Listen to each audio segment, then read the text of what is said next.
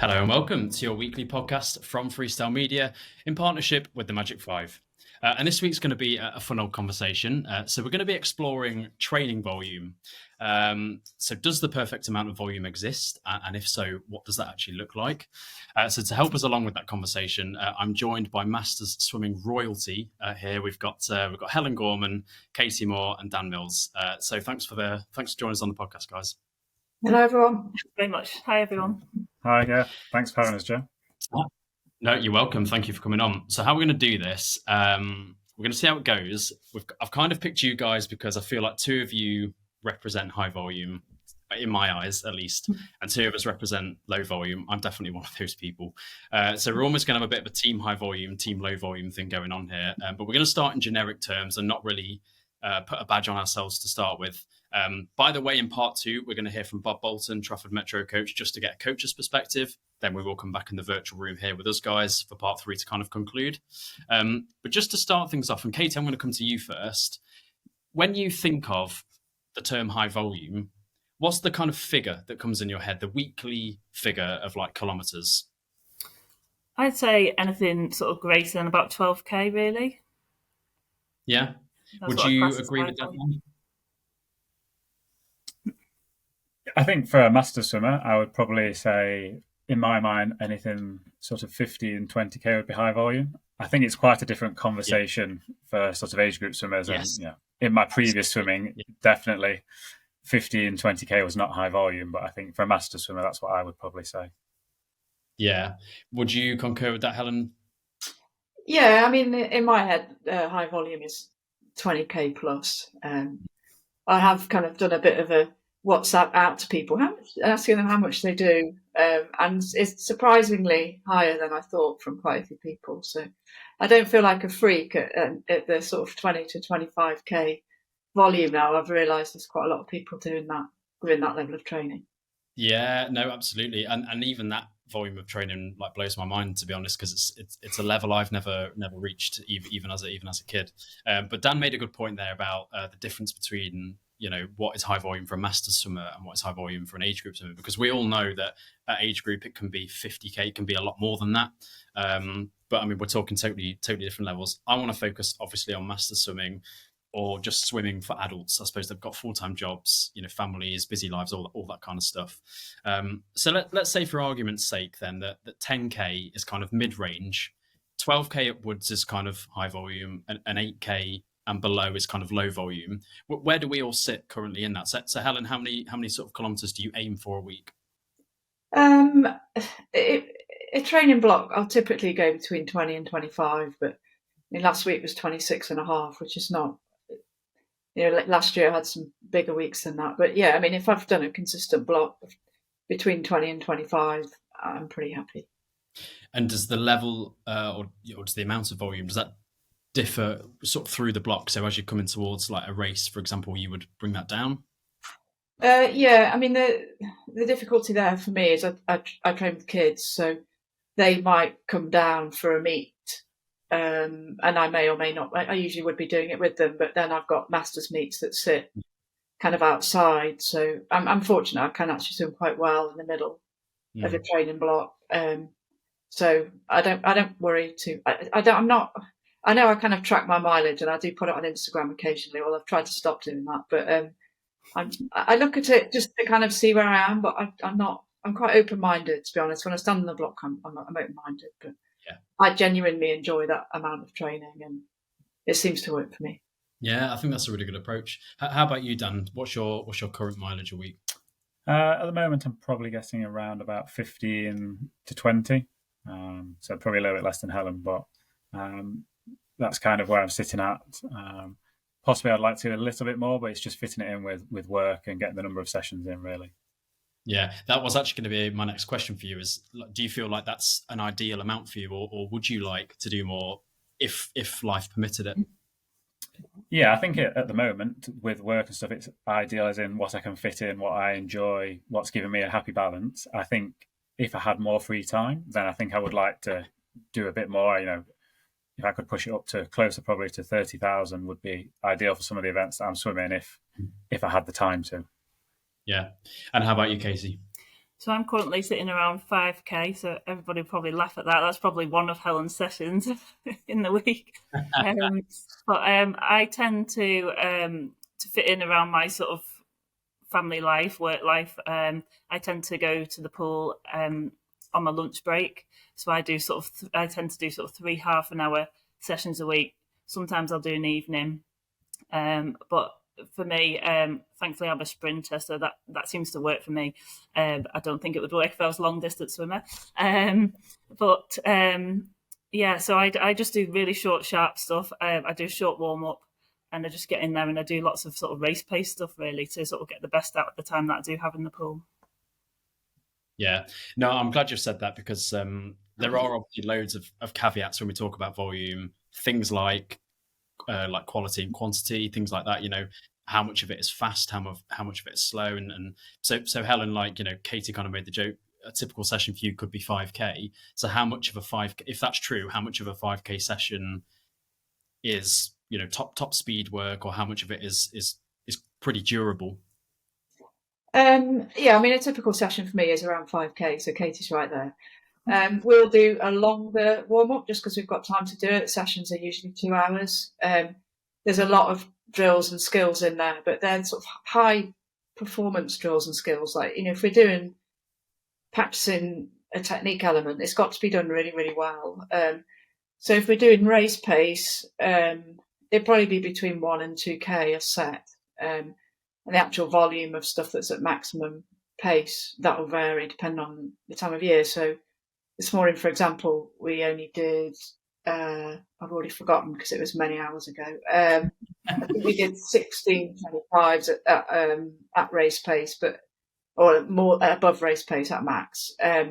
But each 25 had a 50 easy between it, and it was all pretty chilled. The 25s were off a minute, the 50s were off a minute and a half. So we are doing those types of sets, but that's kind of a luxury. It's usually more like race pace 50s off a minute. Yeah, and quite big blocks of them. Yeah, that sounds good. Well, I'm definitely nearer Katie's average per week, so I'm somewhere between 7 and 9k myself. So try and do that across 3 sessions. So again, I'm not doing massive sessions, to be honest. At most, I'm doing 3k, but it can be anywhere between 2 and 3. I try not to go below 2 per session, unless I'm going in purely just to do some sprint work. It might be like 1.5. But I prefer not to train like that. I prefer to train sort of between 2 and 3, really. But let's talk about our histories then, because Dan, you've already said yourself that you used to do a lot more, and you've already referenced the kind of age group nature of all of this. So what's been the height of volume for you throughout your life? Probably the peak volumes when I was training what I class as proper training full time, when I was an age grouper. I was probably averaging between 55 to 65. But it wouldn't be unusual if we were going away in a camp or doing a high training volume week to get, closer to the 70 to 80,000 meters a week. And I mean, how obviously you could do that. Your body was used to it. Do you think you could do that now? Could you pull a 50k week now? I don't think so. Not without risking injury or illness. I don't think. I don't think from going 15-20 to go straight up. I think maybe possibly if you built into it, if you had, say, you were completely free, no job, nothing, and you could build back into it. I think I could build back into maybe 50k, but I think going straight into it would just be asking for trouble at the moment. Yeah, and in terms of getting the best out of every meter that you swim, do you feel like what you do now is still really, really good quality, and you feel like your body gets the best possible training it can get based on the number of meters that you do a week?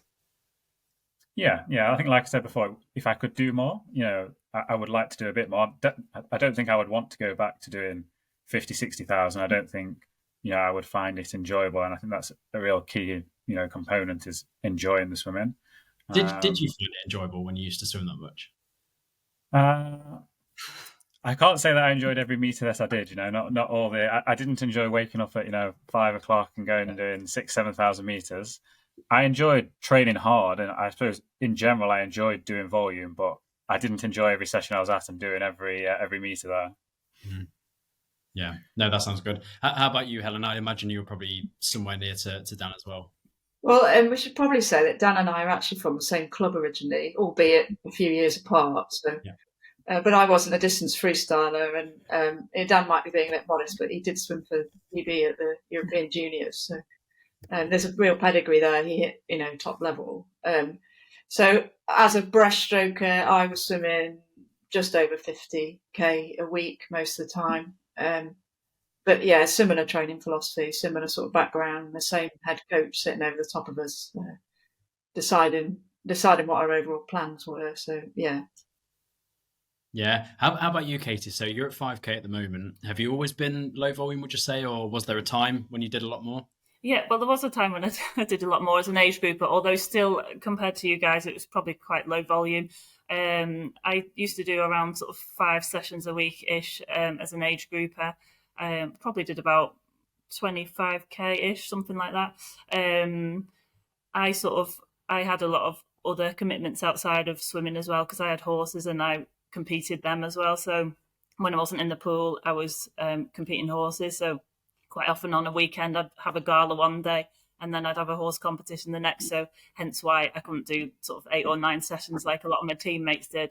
But to be honest, I think when I came back to masters in my 20s and I didn't have the time to do that much training, and I only had sort of 3 sessions a week to get the most out of them.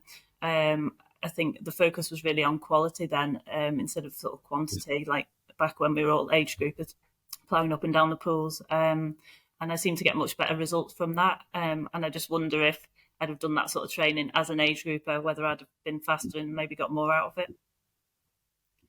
Yeah, it's an interesting point. So, sorry if you mentioned this earlier, but do you currently swim with a club or do you train on your own? I currently train on my own, yeah, because there's no sort of masters clubs sort of near to me that fit in with, my work schedule and stuff. So I tend to swim in public sessions, which, again, that's the whole other can of worms. But it's difficult sometimes, obviously, swimming in public sessions. But so I sort of go with a few different options of sets to do depending on who's in the lane, because you can't always do 100 race pace stuff if there's 3 or 4 people in your lane. So I sort of adapt it according to who's there, really. Yeah, but interestingly though, based on the type of training that you do, especially if you're doing a lot of sprint work like you say, does it actually suit you training alone and not with a club? Because I guess if you're training with a club, you can't have it all your own way. You have to do what the coach says and what everybody else wants to do. So you wouldn't be in there doing all the sprint work that you want to be doing. So does it actually suit you, given that you're low volume? Yeah, true. It does suit me at the moment. When I was in my 20s and I was training with sort of City of Liverpool, we had a fantastic coach, Anthony Christie, he's actually moved to Ireland now. But he really sort of he sort of split the sprinters and the distance swimmers out, and all the sprinters did like loads of race pace stuff, loads of sort of power work with bungee cords attached to the blocks, etc. We swam with sponge belts and buckets attached to our waist and stuff like that. So like loads of power work and stuff. So I think if you find the right coach, you can get really good results from it. I sort of do my own thing now, which does suit me. There was an option of sort of joining the local sort of kids club, if you like, but they do a lot of medley work and a lot of distance stuff, and it wouldn't really suit me. So I just kind of do my own thing, really. Yeah, no, that sounds good. Something that gets mentioned a lot in sport generally is the miles on the clock argument of saying that if you're somebody who was slogged to death as a kid or a teenager or whatever, that actually your longevity may not be as great as somebody else who did less, kind of going through the years. Where do you sit with that kind of debate in swimming? Do you, Helen, for example, do you feel like really high volume as an age grouper actually sets you up for success as a master swimmer in terms of that longevity and speed, or do you think there is a miles on the clock thing? I don't believe in miles on the clock, so it doesn't suit me to believe in that. I'm 51 this year. I think the much bigger, the most impactful thing on your ability to swim as a master swimmer is your technique, not how much you train. And it seems it's going to follow, isn't it? If you've come from a big club where you had the opportunity to do decent sized volume, you probably had a good coach that taught high level skills and technique. So your injury risk may be lower because you've got good technique. I don't particularly view myself as being very talented, but I do think I've got this rather robust body that seems to keep going more than I thought it would. So I think I'm quite lucky in that respect. I do know people that have had shoulder surgeries quite recently and in the past, and touch wood, if I can find any, I've been okay. So I think it's individual. I think what you did when you were younger does have an impact, but it's kind of what you did after that. Did you look after your body? Do you do mobility? Do you sleep well? Do you have a good diet? What's your job? Are you doing lots of manual lifting? Are you sat down all day? I think there's so many factors. I don't think volume can be kind of considered. Yeah, no, it's fair point. Yeah, fair point. And also on the kind of on the whole thing of opinions, you described yourself as not very talented. I would disagree with that. I think anybody with a world record has got some talent, that's for sure. Dan, just on that topic of kind of miles on the clock, as somebody who swam very high volume as an age grouper, do you feel like that set you up well? Yeah. I definitely see the miles on the clock as being a positive thing. Yeah, I think back at Nova, we talked about like building the engine and being able to have that there, and I definitely think it doesn't last forever. I think you have a few years out or something. You're going to lose some of what you had, but I think you've definitely got miles in the bank is what I'd like to think. You've got that there, and it's maybe easier for you to build back up to that level, even if you're not getting as high, or build back into the big sessions if you've done them once before. I definitely think it's a positive thing to have that background. Yeah, I tend to agree with that argument. Actually, now I didn't do high volume as a kid, as we've already discussed. What I would say though is I think if I suddenly start, and actually Dan, you sort of said this earlier, if I suddenly started doing high volume now, I think it would kill me, to be honest. Having never done it before, I think the most I ever did as an age group was 15K max, because I sort of swam 4 sessions a week, all an hour, never really any more than that. Actually, we did have 1 2-hour session with an option of getting out after an hour. Guess which option I picked? Okay, but I think that's it, though, isn't it? If as an age grouper I put those miles in, then I think it would have really benefited me. But I don't think it would benefit me now as a master swimmer to try and do that myself. But no, let's now talk about adding other forms of training in. So training out the pool, so gym work, other forms of cardio like running, cycling, whatever it may be. So Dan, if you say swam, I don't know, 8K a week, but you also do 3 gym sessions a week and a run, would you consider that therefore to be high volume training? I don't think I would consider it high volume swim training, not as in swim specific training. I think obviously, I think you had a good podcast on this a couple of weeks ago, Joe, on how different sports can add to swim training. The running, the cycling, the gym side of stuff, and other sports. I think for me, the high volume comes from the number of meters in the pool, and personally, I think there's definitely a role for the gym and other sports can play in aiding your swim training. But for me, the main core has to be actual swimming. And I think meters in the pool are very important. I'd say there's the caveat, maybe 50 sprinters, less so important. But I think from 200 upwards and probably hundreds on the back end as well, having more meters in the pool is a key component to the training, I think. Yeah, that's a good point. Katie, what does your schedule look like if you're getting about 5K a week in? Is there other things you're doing out of the pool to aid that? Yeah, I sort of have to, I could keep ticking over at that really, but I do gym stuff as well. I'm lucky to have a row machine at home and a few sort of weights and resistance bands and things like that. So I tend to do 2 or 3 sessions a week. Again, just short things because they have to fit in with, like, I've got little kids. So I sort of, after they've gone to bed, I'll do like half an hour HIIT downstairs. I'll do some reps on the row machine and stuff. And that's really, really helped my swimming fitness as well. And I think I still do have to swim. I couldn't just sort of not swim because I don't know, I just lose my technique if I don't, get in the pool a bit. But I find it really helps definitely supplementing it with other sort of training forms as well.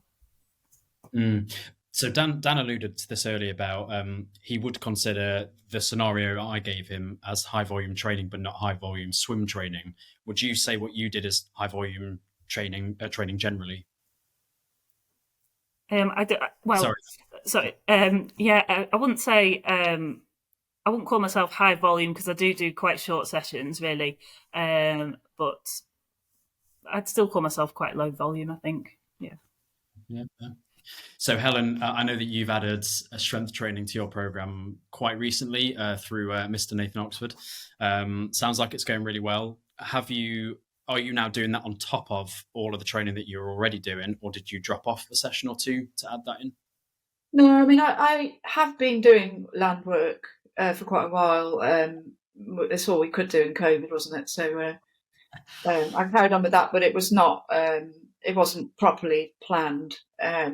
So I do 3 gym sessions a week now, and I really enjoy riding my bike, so I'll do that. But that's kind of leisure. That's something, just general activity. But yeah, having a structured gym training program, I think, is making a difference to me this year. We'll see. I mean, I've not been able to race much this year because of illness and meets being cancelled. But the couple of meets I have done, I've been pleasantly shocked by what's been on the scoreboards. But those have been in age group meets, so I've not done much masters racing this year. But I do think that land work's made a difference, but I haven't compromised on my swimming for that. I'd be interested to ask Helen, how many sessions do you do rather than just pure volume? How many sessions and how long are the sessions? It sounds like your sessions are quite long, as 2 hours. Because one of my kind of thoughts is that high volume isn't always about pure meters, but having time in the pool and the amount of time you spend there. So I think an example, it's an age group example, but there was the famous thing about Popovici at the World Champs, and his warm-ups were sort of up to 2-hour warm-ups, but a lot of that time was just spent sculling, getting feel for the water. And I feel that almost lends itself to the high volume, just spending time in the water and getting feel to the water. So I'd be interested, how much actual time in the water you're having, Helen? Yeah, I mean, it's 5 2-hour sessions, but some of those sessions I might not do much more than 3.5K, and I'm definitely more Popovici than Bruno Fratus. I'm not, I'm proud. They give me a 2-hour sculling set, and I might get cold and a bit bored, but we do actually do quite a lot of sculling, and I do. I think, to me personally, it's really important. My job, I work media, social media. I've constantly got people asking me stupid questions. And actually, the only time my mind's quiet is when I'm in the water, and I just love just trying to feel the water. And I love the fact that I've got coaches who are teaching me new drills. They're watching me what I'm doing technically. So yeah, I mean, I'm doing 5 2-hour sessions, and it kind of works for me around my job because I'm getting up at 5 o'clock to go and do it a couple of mornings a week, and then I've got Saturday morning, which is 7 till 9 in the morning. So I've still got the rest of the weekend for whatever I need to do. So I don't, although my swimming does impact on family life, it's part of family life, and I can't imagine not doing it. So yeah, give me 2 hours of sculling with Popovici anytime. That's cool by me. That was a really interesting question, Dan, and I actually want to put the same one to you. So, kind of, how many hours are you doing, or how many sessions, are you doing a week, and how much of that is spent with that feel for the water? Yeah, so at the moment I'm doing 3 to 4 sessions a week. Try and normally do 4 sessions. I'm sure Bob will chat about it in his section, but the sessions at Trafford are normally about 1 hour and 15 long. We have a couple of 1.5-hour sessions, so you don't have as long, in the pool. So with that, probably I don't spend as much time on feel and those type of. I mean, I'm always thinking about technique whenever I'm swimming. And I think the warm up, the swim now, the easy meters, is key to keep thinking about it. But I don't spend as much focus time probably on it, just because I'm trying to get those important main sets in within those sort of 1 hour and 15 sessions, 3 times a week. So probably that's why I think adding in an extra session would be useful. It doesn't always have to be an extra hard session. I know that it's important to do that race-based stuff, but if you can do quality, low-intensity work as well, so really thinking about feel for the water, thinking about your technique and those easy sessions, that's where I think that the higher volume can really improve things, just because you're getting the feel and that there alongside easy work that's not stressing your body too much. Yeah, if I can just add to that again, although Dan and I are sort of taking over a little, I did do more or less a whole year of doing USRPT, so ultra short race pace training. I could not believe the results the first 6 months. I cannot get over how fast I actually swam from doing that. But after 9 months, my stroke completely fell apart, and it wasn't just me. The other breaststrokers in the squad had the same problem, and my knees were injured. And I've not been in that position the whole time I've been back in master swimming for 11 or 12 years. But that one season of doing race pace every single day, not only physically did it affect me, but also mentally, having to turn up to the pool every day, every other day, whatever it was. At that point, I was doing 8 sessions a week. Some of them were a bit shorter, but having to turn up and know that you've got to swim at that pace, and if you don't hit that pace, you've failed. That's almost the language that's used in that type of training. You haven't hit pace, therefore you stop. You've reached failure. It's actually mentally destroyed me, and I'm much happier now in a program that does a lot more drills, skills, really slow swimming, along with very fast swimming. I don't tend to do the middle bit. I'm not doing massive aerobic blocks of work, but I am doing the slow technique work, and I am doing the race and overspeed work. Yeah, it's a really good point, especially like you said, 6 months it was great, and then your body broke down, or maybe even your mind broke down as well. I definitely think there's something in that, isn't there? The intensity of training and how it all feels, and it's going to boil over at some point.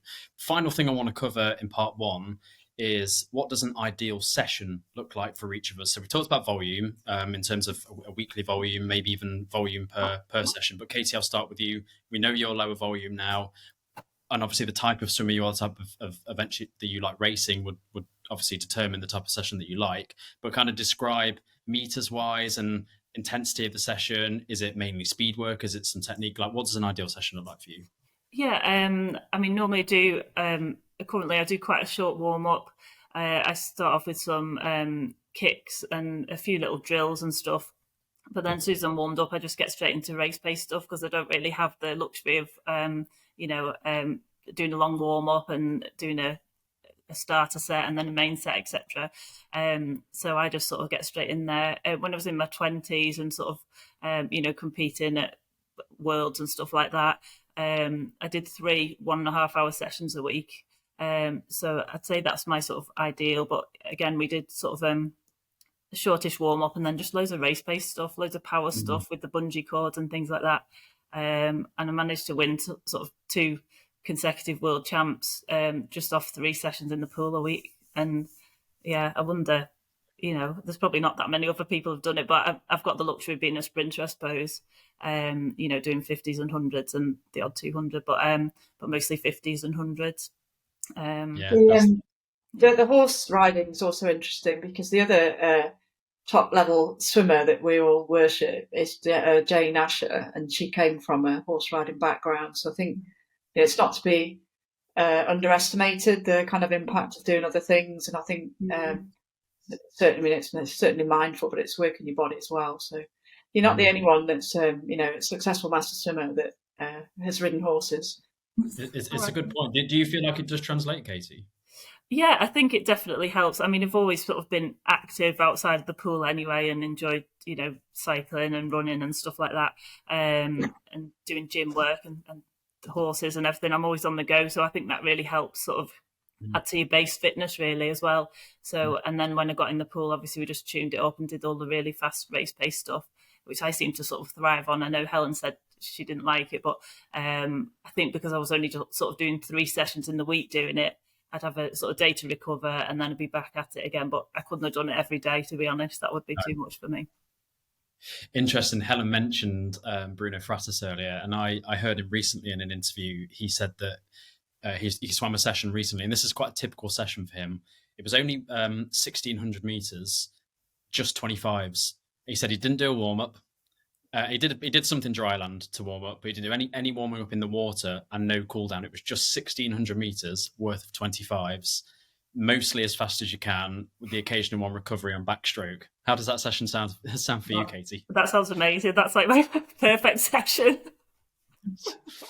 Although I do have to do a bit of a cool down. I think now, when you get to the masters stage and stuff, you don't recover quite as quickly. And I always make sure that I do warm up and cool down properly. But that does sound like a pretty good session, to be honest.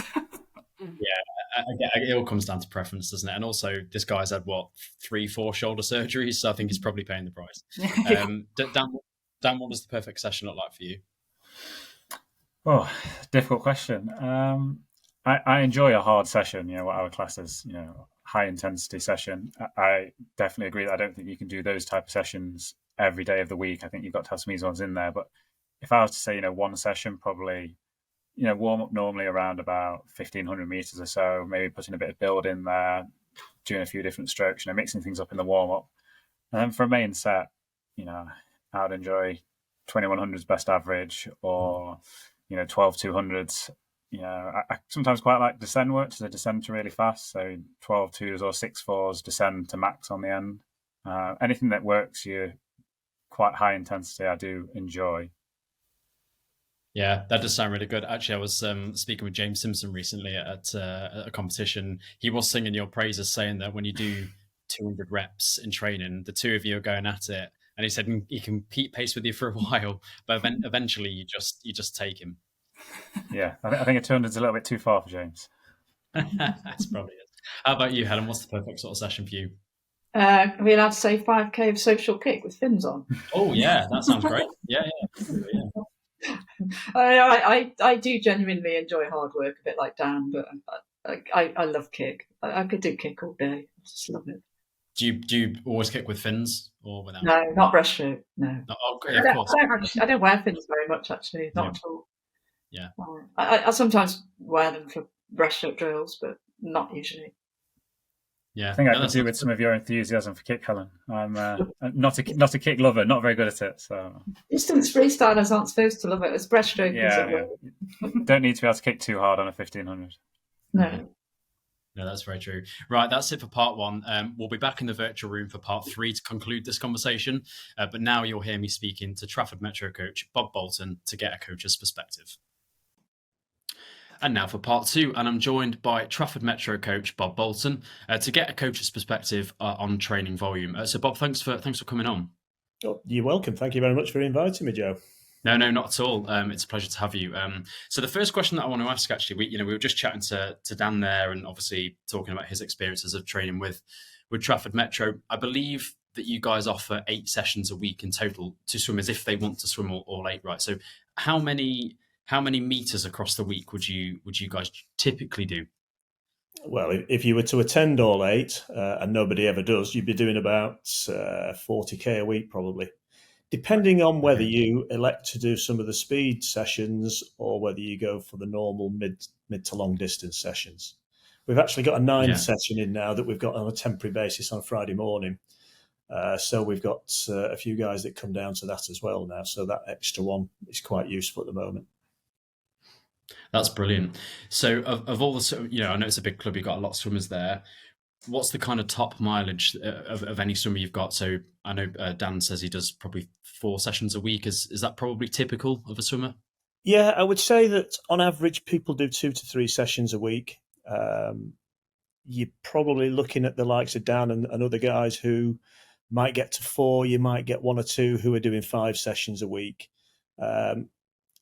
It's a funny one, really, because people sort of dip in and out. They get very motivated and very keen. They set themselves a goal, and then they're really on it for 6-9 months, and then the goal is achieved, and then they maybe wind down a little bit. So it changes. It's very much a movable feast, because we've got a big number of people, big number of swimmers in the squad.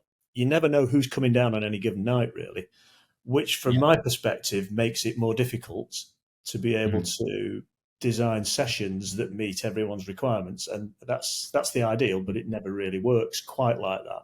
Some sessions work better for others, and some sessions don't really meet other people's requirements in the way that they'd want them to. So there's always a bit of a compromise, really, which is a shame. But when you've got a lot of swimmers, that's probably really the way it has to be, because there's a broad cross-section of abilities as well. You've got people who are capable of swimming a 200 in a 154, and then people who would struggle to go under 3 minutes. So there's a big cross-section of abilities, and it's trying to meet everybody's expectations, which isn't always easy. No, absolutely. And on that point of swimmers who, you're never quite sure who's going to turn up. Do you ever have conversations with swimmers, perhaps more the serious swimmers, really, in terms of that, the people that are really into it, in terms of, Yeah. do you ever recommend and say, look, I don't want you coming more than X amount of times a week because you've got to take care of yourself? No, I never ever say that to anybody. I don't want to see you into training. No, that never happens.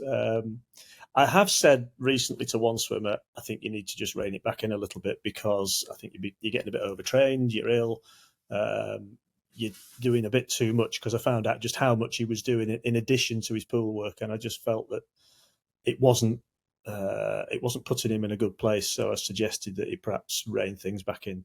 And occasionally I observe swimmers and the way they're performing, and find out what's going on with them, because they do other things outside of the pool. So just getting a feel for what they're doing is useful, and I have the opportunity then to perhaps give them a little bit of my thought process as to what they should and shouldn't be doing.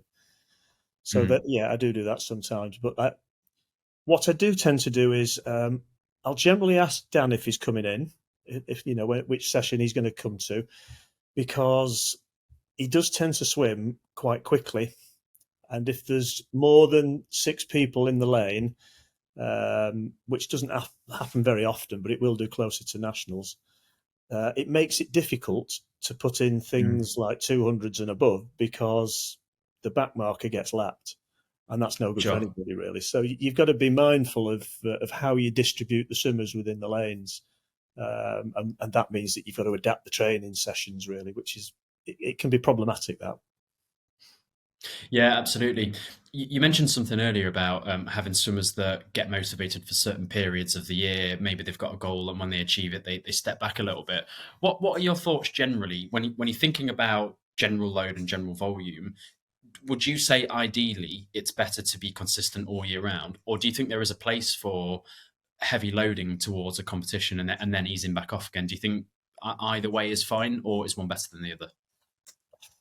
I have a stock phrase, which is there's no one size fits all. So you've got to find out what works best for you. But generally, I'm a big believer in building up towards a major competition. So for us as master swimmers, we've got British Championships that's generally late in the spring or early in the summer. And then, of course, we've got nationals, which we always know the date of, the last weekend of October. So I generally try and train people towards peaking at those meets. And there are other meets that we look to target, albeit they're not necessarily major meets. So I'll probably train through them. We might have a quieter week in the run-up to those competitions. But certainly that there'll be, I don't like to use the word taper, because I believe you've got to have something to taper from. But there are some swimmers who definitely need to wind back from the mileage that they're doing and the intensity that they're swimming at in the run-up to a competition. So, and that varies from swimmer to swimmer, because it is a bit of a black art, really. So that you've got to adapt with the swimmer's needs on that one. But generally, I do prefer to build towards a competition, and then after that, I wouldn't say detrain, but we go for probably a little bit more distance, lower intensity, certainly, focusing a little bit more on technique, because you can't maintain a high level of fitness all year round. You have to back off at some point, because it's not good mentally or physically. So there has to be that little bit of recognition that you've got to back off a bit. I'm not talking about going back to being a couch potato, but backing off from high intensity.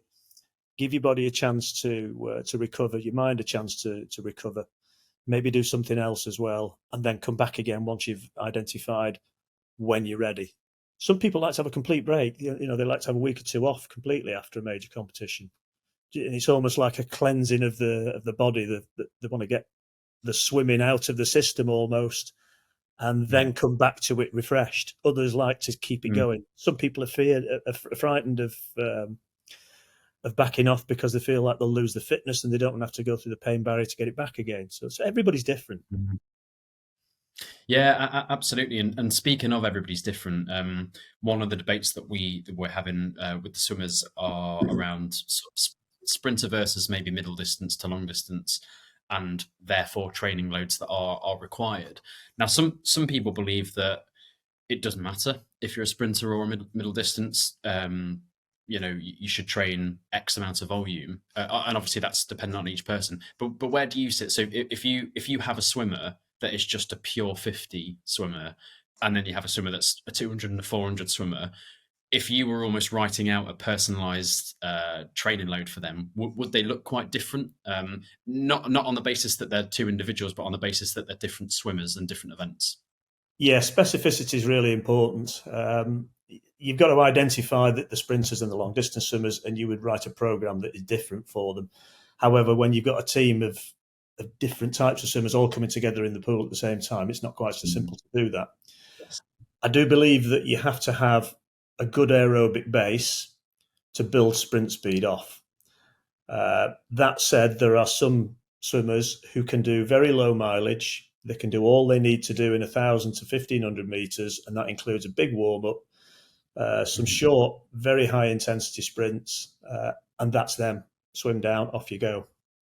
And that, very often for them mentally, works really well as physically, because they don't want to swim big mileage. And at the end of the day, if you're doing something you don't want to do, unless your goal overrides that thought process, you're not going to perform at your best. So you've got to be in some kind of a, for want of a better word, a happy place with your training. But generally, I would say, shorter distance for the sprinters. It's high intensity. You've got to have the right rest periods. You can't just do high intensity sessions one after the other. Yeah. The body needs to recover and it needs to rest and repair. It's got to refuel. And as the swimmer gets older, that process takes a little bit longer. So it makes more sense to put some aerobic work in between the high intensity sessions. The way I generally plan this within our club is that Thursday nights we have a speed session and Sunday nights we have a speed session. They're optional. There's also another session that runs alongside it, which is more aerobic based. When I say aerobic, it can be quite unpleasant, really, most of the time, but not quite as vomit-inducing as the sprint sessions can be. So they have a choice. They've got a split, and then there are other sessions that they can recover, sort of, between the speed sessions if they want to. Yeah, that sounds good. Can you give us an example of a swimmer who swims with you at Trafford Metro whose ideal is to train really high volume, and then an example of somebody who kind of fits that profile of the short and sweet? Yes, and the thing is that they've sort of become hybrid models, these swimmers, because you look at somebody like Dan. Dan is definitely he excels at everything really, but he's particularly good at the distance events. So 400, 800, 1500. His record will show that he's a brilliant performer, but he's also a very capable 100 and 200 swimmer. He could still knock out a fast 50 as well, but he would acknowledge, I'm sure, that he's got swimmers around him who can swim a 50 faster because that's their bag and that's not really his bag. But he could still do, as he did last night, 850s on 5 minutes, and he'd knock them all out in high 25s, low 26s. So he's perfectly capable of doing it. And that's an example of the speed session that we did last night. We had about an hour and 10 minutes to get that done. So that kind of speed work, short space of time, all done and dusted. So Dan, distance swimmer, but he recognises he does need to have some speed as well. There are one or two others who prefer to do distance swimming. We've got the likes of Becky Lennon, who is very keen on the longer distances. A lot of the swimmers tend to be, they'll do all sorts of different swims. You've got the likes of James Simpson, who he's more of an out-and-out sprinter. So he's a 50 man and 100, but he's going to do a 200 as well.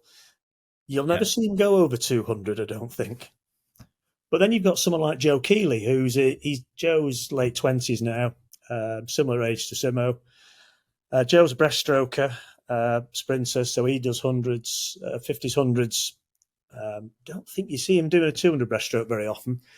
But last year at Nationals, he did an 800 free just for a change and won it. Yeah. So, Brilliant.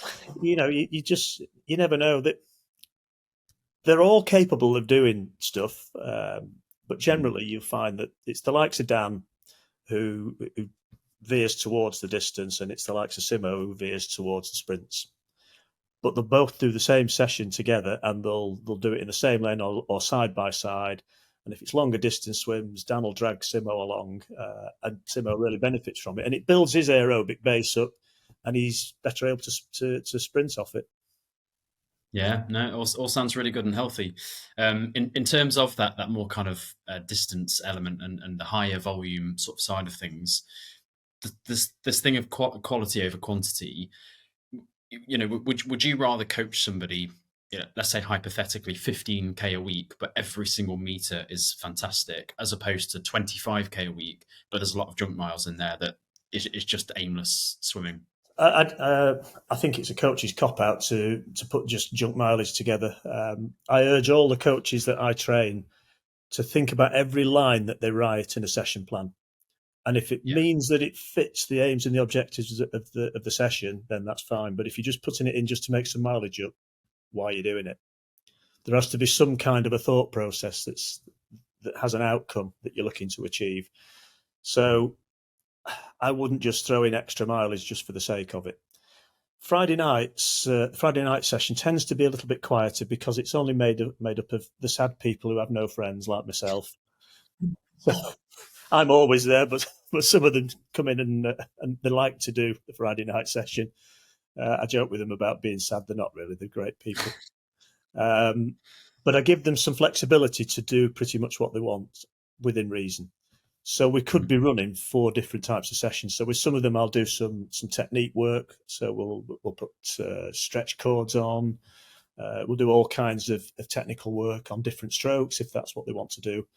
I've got a group of 3 or 4 guys who like to do 200s. So they'll do 12 200s, and it'll move towards 15 200s because they want to do a fast 200. And I tell them every week, you're not going to swim a faster 200 doing all these 200s on 3 minutes. But lo and behold, they're able to knock out a decent 800 now. So yeah, that works for them. Dan comes in. Sometimes he'll do the 200s. Sometimes he'll come in with a set that he'd quite like to do himself. Maybe Simo will be in and he might do it with him, or Simo might want to do some sprints. And then I put together another session that is geared to middle distance that it could have any number of different elements within it. It could have pacing elements in it. There could be some speed work in there, but generally it'll be geared towards the slower lanes being able to achieve somewhere in the region of 3,200 meters, and the faster lanes could be up to 4,000 meters. Yeah, sounds so there's great. A little bit of variance in there. Yeah, no, it sounds really good. One question that I asked Dan, Helen, and Katie actually was this idea of bringing in dryland training. So for example, gym work, maybe some yoga, mobility work, maybe even other forms of cardio like getting a run in or something like that. Yeah. And I asked each of them, what would you rather do? Would you rather do nothing but swimming and you do a lot of it, or would you rather take a few swimming sessions out and it replace them with, say, a couple of gym sessions or something like that? What are your thoughts on dryland training and something else other than swimming? Would you rather go all in on swimming as a coach? Unfortunately, the way our program works, there is only Wednesday night that we have free. So every other day we're swimming, and it's difficult to get people together for a gym session. Otherwise, I would run that. So most people, if they like that sort of thing, they do their own thing in their own time. What I would say about that is that there are some people who like to swim and just swim, and they're not interested in going to gyms. They're not interested in anything else, they just like to swim. So if that's what floats the boat, then crack on and do it. Similarly, if from a mental perspective, you like to do other things that break up swimming, then I would say by all means go ahead and do them. Most other sporting activities tend to be complementary towards swimming. What I would say is if you're going to go out and do some running, take it steady at first, because the last thing we want is running injuries, because it's an impact sport, so it's more likely to cause some injuries that could keep you out of the pool. So unless you are a competent runner and you understand your body for running, I'd be careful with that. Similarly with the gym, but what I do particularly like about the gym is that you can target swim-specific muscles and you can train them quicker, so you can do it in less time and probably to a higher standard, higher level, which gives you more time in the pool to focus on the skills aspect of swimming. So in an ideal world, if I knew they were all doing a particular type of gym routine, I could then focus a bit more on certain things within the pool. Because I don't know what everybody's doing and when they're doing it, that's not quite so straightforward. So it doesn't tend to influence what I design for them in the pool. I think if you target swim specific muscles, you're looking at doing things like, if you're not using machinery, doing press ups, squats, certainly working the core with a variety of different core exercises. If you're doing pull ups, if you're going into the machinery side of things, you can be lifting free weights. All of those things are geared towards developing swim specific muscles, and I would recommend that particularly for the aging swimmer, because as you get older, the muscles start to waste a little bit, and you really need to be looking at trying to slow that process down. I mean, once you get to the age of 30, 40, the process starts. It creeps up on you very slowly. But if you keep lifting weights, and certainly as you get older into your 50s and into your 60s, if you lift weights, you will slow the process down and you will retain a level of strength. Looking at it from a purely health perspective as well, it will give you a better quality of life. Another thing is balance. That's something else that we should all be thinking about, balance and agility, because if you can maintain good balance as you get older, you'll certainly you have less risk of injury going forwards if you're able to maintain your balance. And just generally, doing things outside of the pool mentally is a good thing, but also physically, it will help you swimming in the pool.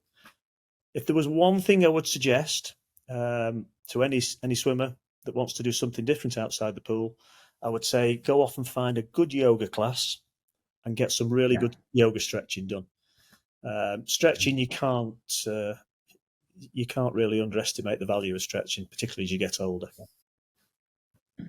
Yeah, absolutely. It's funny, my wife and I, we were doing it was called body balance class, which is kind of a mixture of yoga and Pilates. We started doing that in the sort of summer last year, and we did it right through till Christmas. And then we've actually moved house, moved up the country, and unfortunately, the leisure centre that we're now part of, they don't actually run this kind of session, which is a real shame because we had, as I say, 3 or 4 months of it, and I have to say I really enjoyed it. And more specifically in the session itself, there were certain moves or stretches that when I first went, I found really difficult. And sort of towards Christmas, started to think, actually, I'm really getting into these, and it's only when you commit to it for a while that you really start to see the benefit of it. Well, the thing is, if you stretch more, you've got more range of movement, your mobility improves. It makes it easier to make your stroke longer, and if you're coupling that with some strength work, it means you've got a longer stroke that's stronger. You're going to propel yourself through the water more efficiently. No, absolutely. So final question, then. Streamline position as well. Yeah, no, for sure. Yeah. So final question, and I asked this again to all 3 guys, and I answered it myself as well right at the start of this podcast. Is for a master swimmer. So thinking about adults that have full-time jobs or part-time jobs or busy family lives. So you're not a kid that just can sort of do what you want around school. When you think of high volume, what figure do you think of in your head? What's the first figure that kind of comes into your head as being a high volume per week? High volume, I would think, is probably 20k a week. If you're doing anything from 20 above, I would say that's reasonably high volume for a family orientated person who has got a busy lifestyle. Yeah, that's 4K sessions a week. Yeah, that's big. That's heavy. Yeah, so that's we kind of determined. I don't necessarily think Helen was buying into this, but we kind of determined that 12k and above you could sort of say is high volume. Anything below about 8k is low volume, and sort of between 8 and 12 was maybe mid. But perhaps we were just being generous to ourselves because we don't do that much. Well, I think 12 to 20 is a pretty good area to be in. If you can be between 12 and 20, preferably a little bit higher than, closer to 20 than 12, I think you're getting a really decent amount of volume in. But it all depends on what that volume is made up of. It's the Of course. quality of that volume. Any fool can find a few hours and get in and swim the volume. It's how you swim that volume that counts. And when you've got a short period of time in the pool, like our sessions are only theoretically an hour long, but in reality, because I have a good relationship with the pool providers, and I can't underestimate the value of having that relationship, they allow me to carry on a bit later. So our sessions are about an hour and a quarter. So by the time you've done the warm up, and you've not got loads of time, so you've really got to make every part of that session count to get the most out of it. Yeah, no, I absolutely concur with that, and that's exactly what we've been talking about with the other guys. It's quality absolutely over quantity, regardless of the volume. Thanks for joining us, Bob. That was really helpful. And now back to the other guys for part 3. Been a pleasure. Thank you very much. I'm back in the room for part 3. Helen, Dan, and Katie have joined me, and this time we are going to team up, arguing the case for high volume versus low volume, which is best, and also we do need to consider the whole sprinter versus middle to long distance debate as well. So as you've already established, Dan and Helen sort of represent the high volume team. Katie and I represent the low volume team. So as the card dealer, I don't want to go first, so I'm going to hand this one over to Helen and Dan. Between the two of you, give us your case as to why high volume. And when I say high volume, again, just a caveat, we're talking about master swimming here. We've already established kind of 12K plus. We're classing as high volume. You guys, I know, do more than that. But give us your case as to why it's the best type of training. Do you want to go, Helen? Or? No, why not? I think if you... My argument, and it applies to sprinters as well as distance swimmers, if you go to a meet and it's over 2 or 3 days and you want to swim multiple events, you need to be pretty fit to handle that. And I'm going to call on one of your previous guests from a couple of weeks ago, Joe, Mike Hodgson. He's a sprinter, a phenomenal sprinter across every stroke. The guy is swimming more than I do. So I think that's a point to note. And, all those Woking swimmers, so Michelle Ware, who's got a load of records on everything except breaststroke, basically. She can sprint anything. Breaststroke's actually okay, but she's swimming similar volume to me. So I don't think it's as simple as whether you're a sprinter or a distance swimmer. But my case for high volume is that it gives you the opportunity to work not just on the speed and power elements of swimming, but also the technical and skills and kind of the slower work as well. So it gives you the kind of full package in terms of being a swimmer. I like it. Dan? Similar, I think high volume gives the opportunity to work on more facets of your sport. I think you can still do the race pace, the really high intensity sprints, but also you're building a bigger endurance component, which you can use. We talked about the miles in the bank type thing, which you can use further down the line. So I think that's really important. I'm a big believer that if you could add extra swimming, you want to be faster at swimming, adding extra swimming would be better than doing any work outside of the pool, with the caveat as long as it's quality swimming and it's not affecting your mental state. So, if you love doing other stuff out the pool and going into the pool and doing extra meters is going to put a drain on you mentally, I don't think it's the right thing. But if you can enjoy doing more work in the pool, that will get your swimming faster. Do you? So Helen mentioned this earlier in the case of Mike Hodgson. Do you agree with Helen's statement around it doesn't matter whether you're a sprinter or mid to long distance, more swimming is better? Yeah, I think if you can do more, it's better. I think, especially for the 50-meter swimmers, I definitely think there's something to be said about doing power work, strength work in the gym. I do think that needs to be part of their routine. But if they could add more volume and they're still doing that high intensity, I think like we spoke about before, if they could do more volume and it's low intensity working on technique or feel, I think that's only going to add to their skill set, really. Mm. Yeah, no, it's interesting.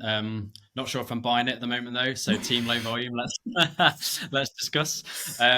So Katie, I know you'd probably like to do more if you could. But as you're on team low volume, tell us why it's good. Yeah, I would like to do a little bit more, but I find that the volume I'm doing at the moment fits in really nicely around family commitments, work commitments. I can just do a quick session in my lunchtime. I can go short, sharp session is done. I get out. It leaves me time as well to do the strength training and stuff outside of the pool. Yeah, that's why really. But yeah, I am lucky to be a sprinter, because if I was 400 meter swimmer or something, it wouldn't work. But yeah, it all seems to work out okay. Yeah. I absolutely concur. I think low volume is more fun because what I personally like is the fact that I don't swim every day, and so I think every time I go, I'm like raring to go. I'm fresh. I have that day in between each session to kind of reflect, think about the next one. It's not a grind. I'm not having to get up every morning and do it. So I think on that basis, it's fun. I get to mix in more sports. So I do like 3 gym sessions a week. I like to go running once a week. So I like the mixture of things as well. So I still consider it quite high volume training generally, as we talked about earlier. But obviously, I know it's low volume swimming.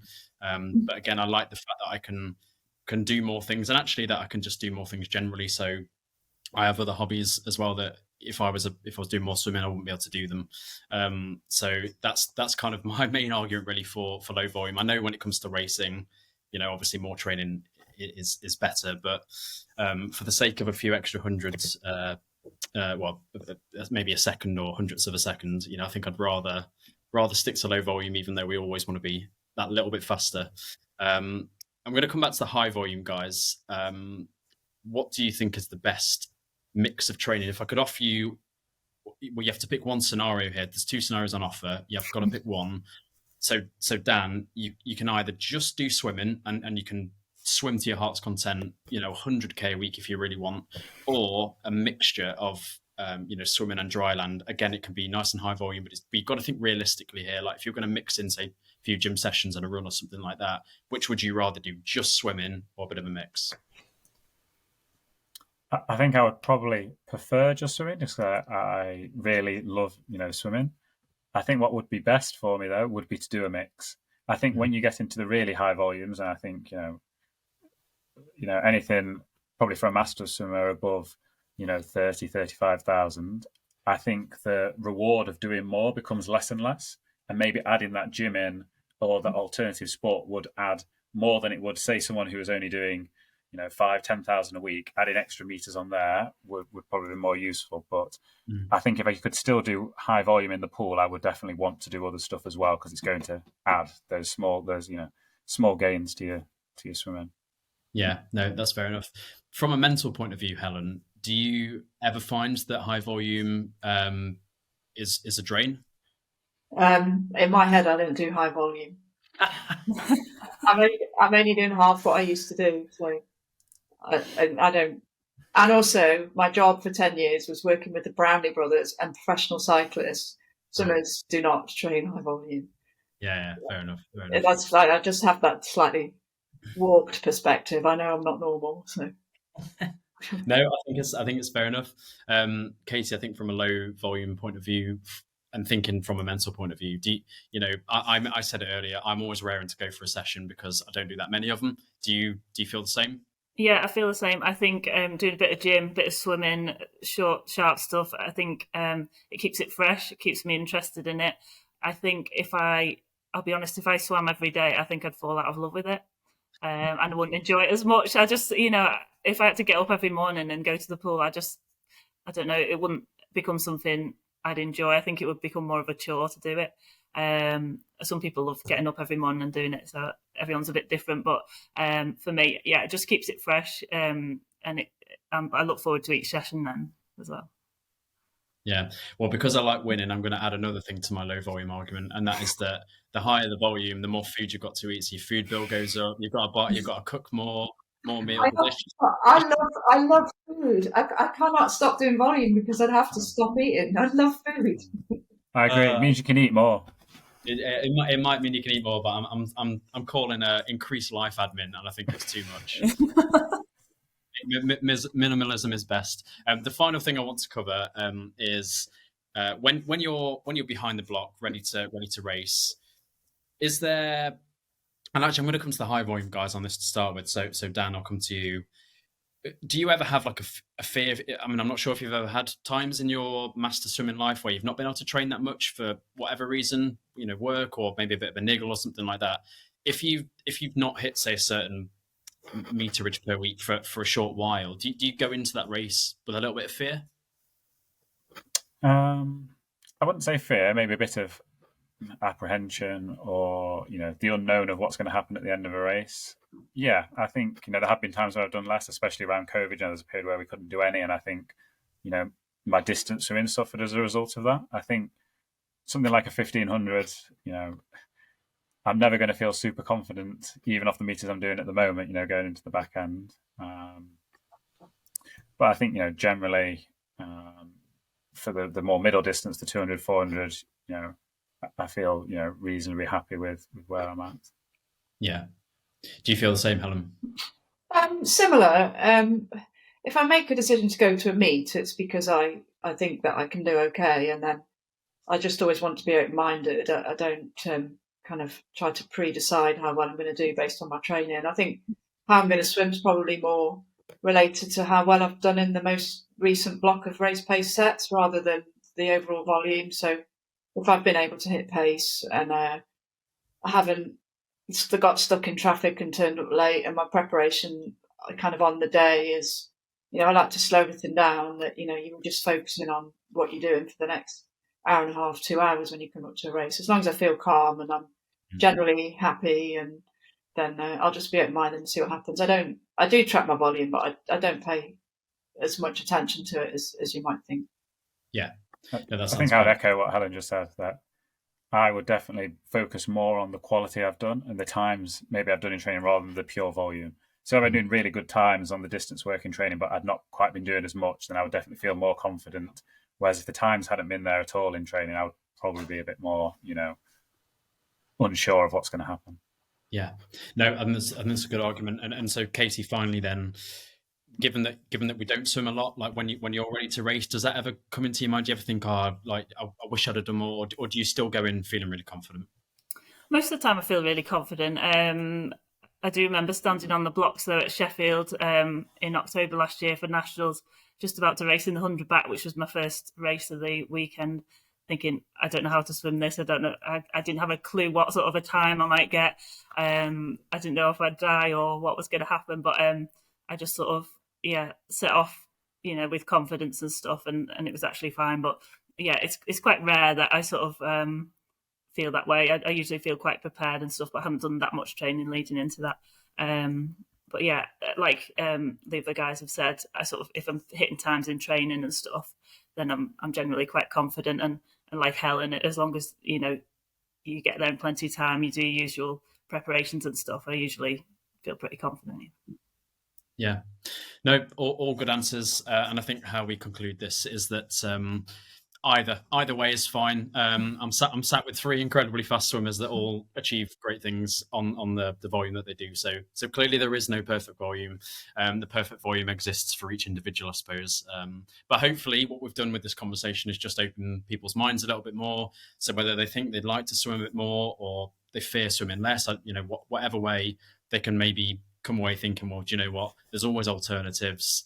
And if say, for example, my volume dropped off, it's probably not the end of the world. I probably will still swim just as fast. I'll just have to maybe find other ways of doing it. Would you guys all agree with that? There is no perfect volume. It's all very individual. And we've had a decent conversation here.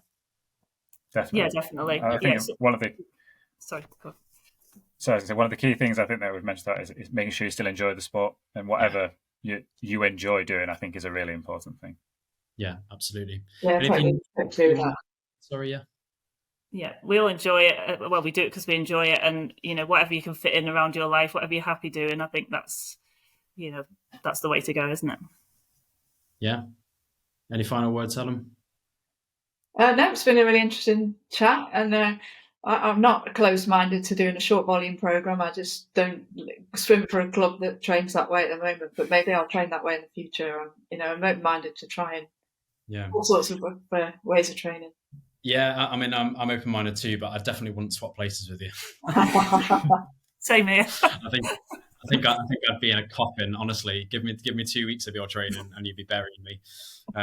Anyway, thank you very much, guys. That was great. Thanks for coming on the podcast, and do leave your comments on Facebook, on Instagram. Let us know what sort of training volume you do, what you think your ideal is, or what you think the ideal is. Thank you very much.